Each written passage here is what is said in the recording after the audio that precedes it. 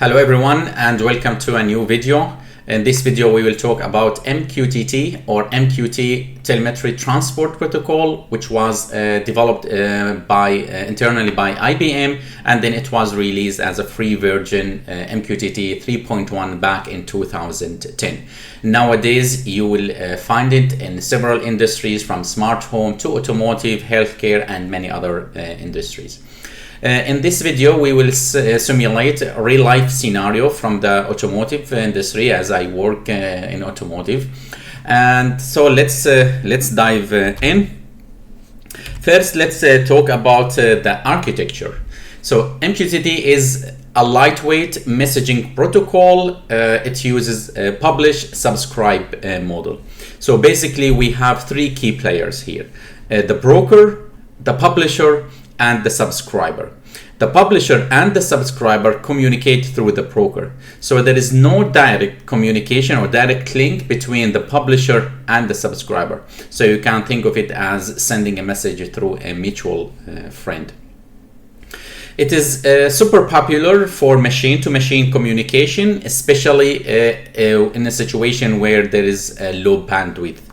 And another cool thing about MQTT is that the data exchange between the publisher or the client and the broker are in binary format, so that's reduced the data transmission and also minimize the processing need to interpret those messages. One use case is, for example, you can think of a temperature sensor in a smart home that constantly sends the current temperature to an app running on your phone, for example. Another scenario from the automotive is the car sends its location, its GPS coordination to the app running on your phone. So this is how you know, for example, where your car is. We will focus in this video on this kind of example and see how the car sent its location. One other concept in MQTT is the topics. The topics are the messages that are sent by publisher or received by the subscriber. They are organized hierarchically. So as you can see here, they look like the file system, and the / is used as a separator or delimiter.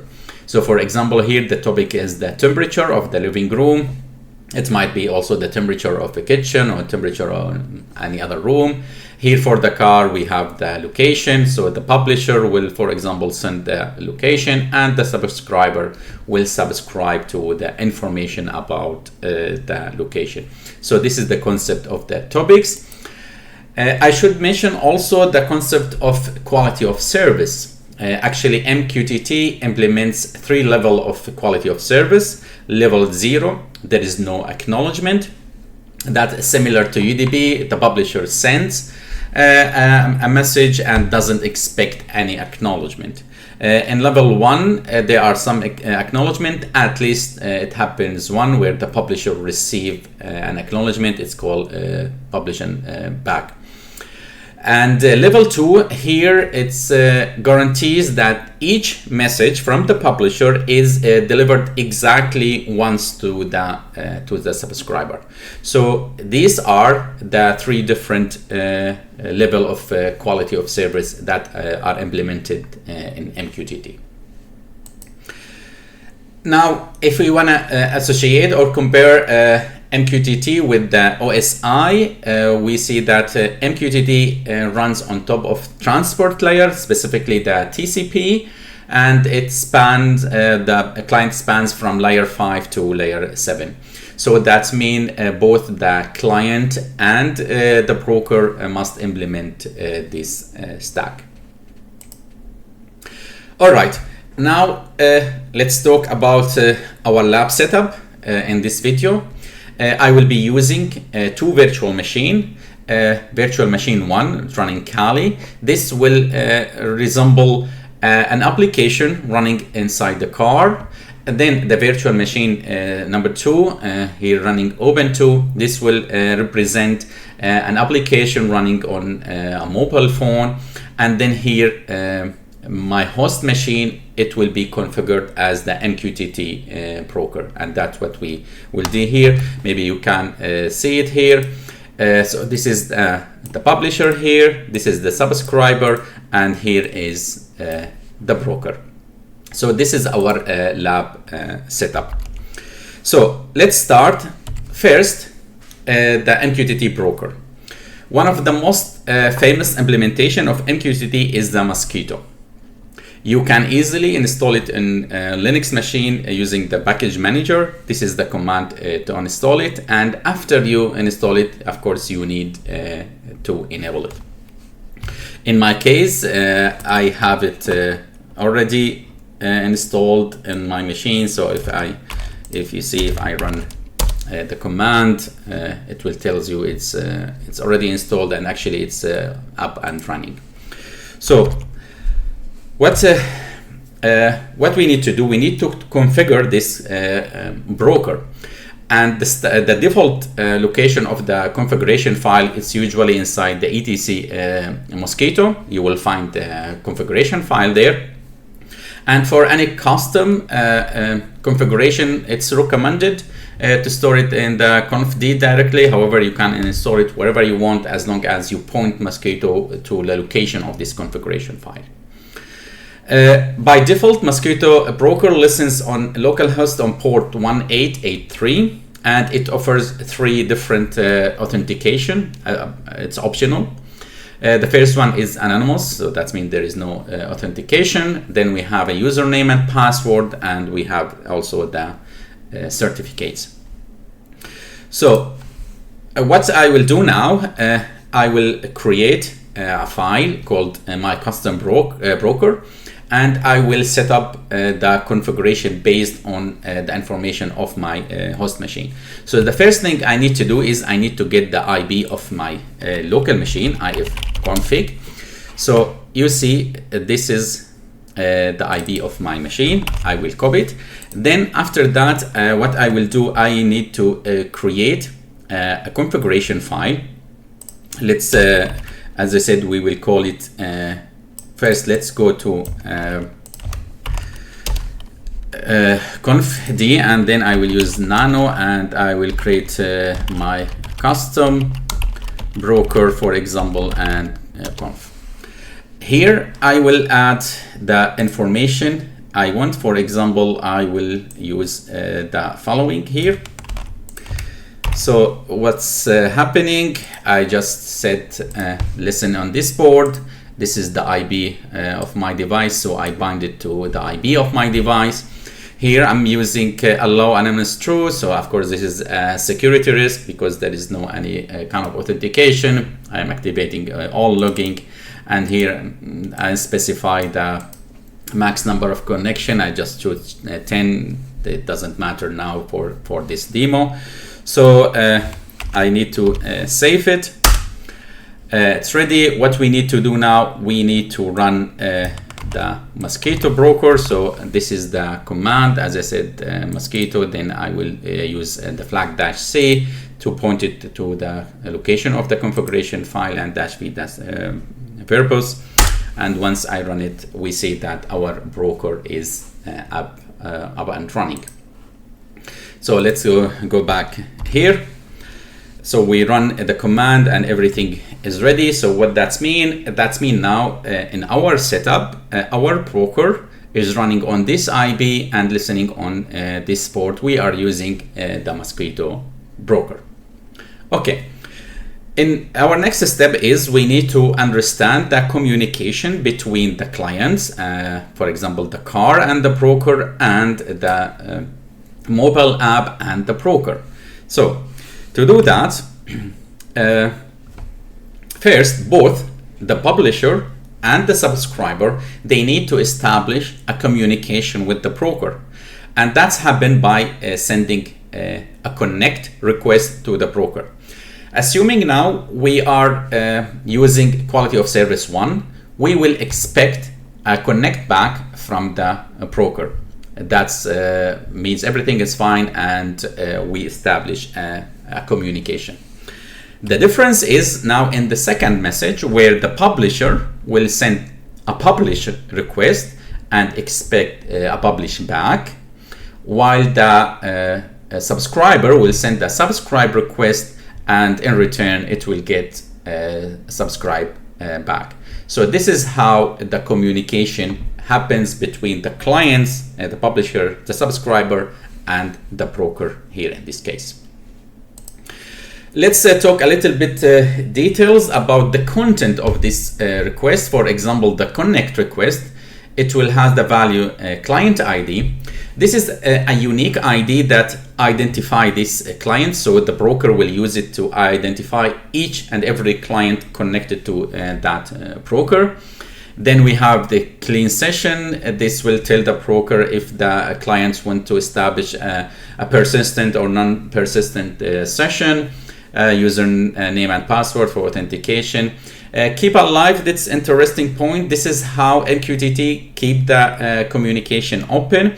So there is an interval of time, we can specify it, that the client will send a ping request to the broker will respond back to the client, and this is how the communication stays open. The connection acknowledgement, this is received from the broker or sent from the broker. The most important one is the return code. This will specify if there is an error in the communication, so you know what's the problem. If it's a 0, then that means everything is fine and the communication channels is established. Regarding the publish request, here we have the bucket ID. This is assigned by the client, and also it's unique to track the bucket itself. And then we have the topic name, specify okay on what topic we want to publish here, and again here determining the quality of service. And payload, this of course the message itself that you want to send to a subscriber. You receive back the publish acknowledgement, which again it's the bucket ID, the one it's sent, and with the return code the same as before. Regarding the subscribe request, it contains the bucket ID and in addition the topic, because you need to tell the broker what topic you are interested in, and the quality of service also within this request, and you will receive back again the bucket ID and the return code. Okay, so this is in general how the communication happens. Now in our implementation, what I did, I created a Python code that represent an application running in the car. I call it car location publisher. And on the Ubuntu, I have car location subscriber. Both of them are implemented in Python. So let's have a look on this two code. So I need to go to PyCharm. Here is the implementation. First, I am in car location publisher. Maybe I should mention first, this is the library I'm using for this MQTT implementation. It's available for Python. So let's go to the main. Here what I'm doing first, the client ID, I call it car location publisher. This client ID is passed to the method initialization client. Let's jump here. It uses the client.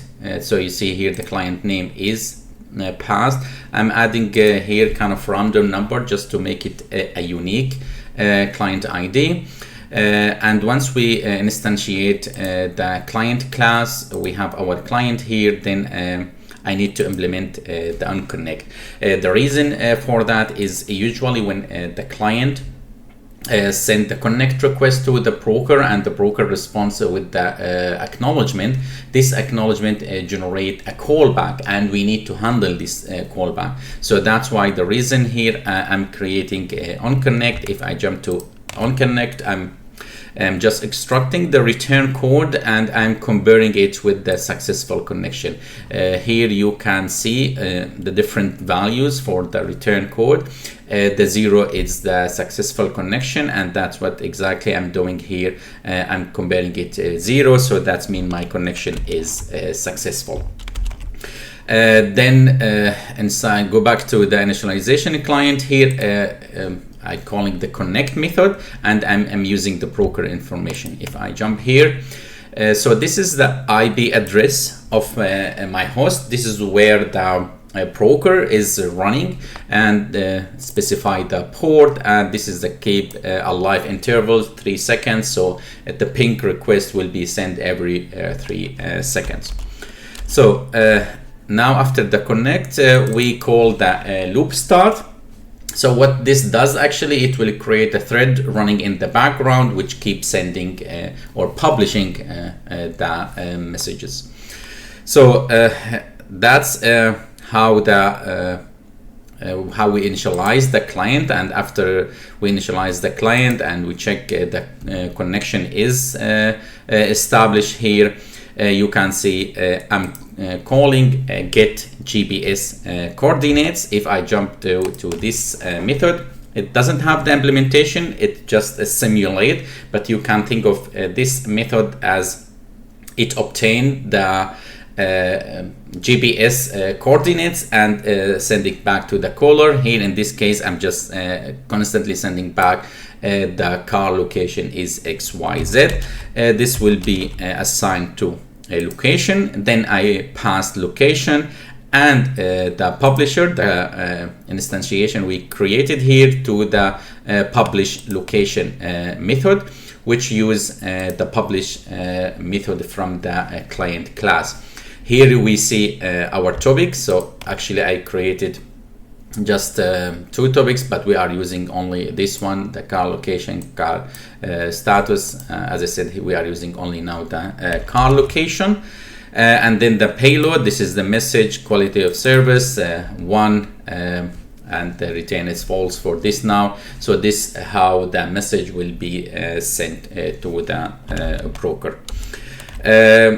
I would say it is very similar in the subscriber. The only difference I would say is inside the initialization of the client. Here I need to handle the on message, so that means the received message from the broker.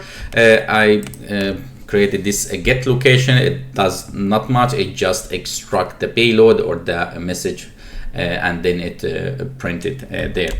So once we get the location, then after that again the same, the connection and the loop start thread in the background which keep receiving the messages. And when we go back to main, again I'm using the subscribe location which will send subscribe to the topic. Again the topic is, as we mentioned, I'm subscribing to the car location topic, and the quality of service I passed it as 1 here in this case. So this is the Python implementation of the car location publisher and the car location subscriber. Let's see that in action.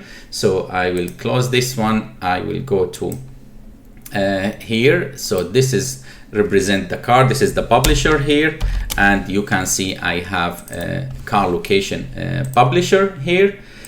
Here I have the subscriber, and you can see I have the car location subscriber. So our broker is up and running. So let's start the car location publisher. Hit enter. Let's start here the car location subscriber.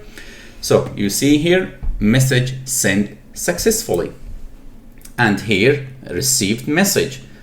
The car location is XYZ, and this key received by the mobile app. So that's how your mobile app knows all the time where the location of your car. I can do more. Oh, that's big now. Let's start Wireshark. I will listen on my interface here, and you will see here the messages we were talking about. For example, publish message. Let's stop it here. Maybe I will hide this for now. So this is publish message. This here, you see I have the topic, the car location, I have the message. This is in binary format, and as you can see here, the car location is XYZ.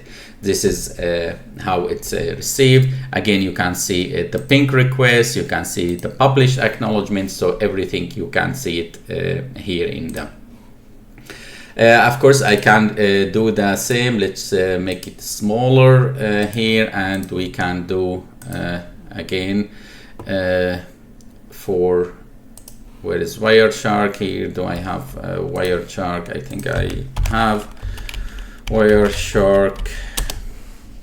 So, and let's listen on our interface here, and you will see again similar. The publish message, the publish acknowledgement. Let's me filter on MQTT, and again if we jump here, you will see that this is the acknowledgement.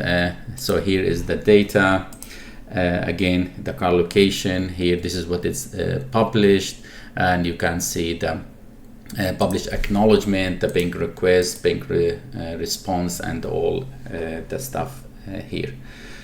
So now we have seen that how we were able to send from the car. Maybe if I go back to the presentation here, so we keep sending the information or the GPS coordinates from the car to the broker, and the broker send it back to the mobile app updates and shows the user where is the current location of the car. That's we have seen the information about connect, publish message, and subscribe request. So at the end of this video, I think this was a longer video, but I wanted to show a kind of a case study similar to a real life scenario, how a car can send information about its location or any other information. It will be in a similar way.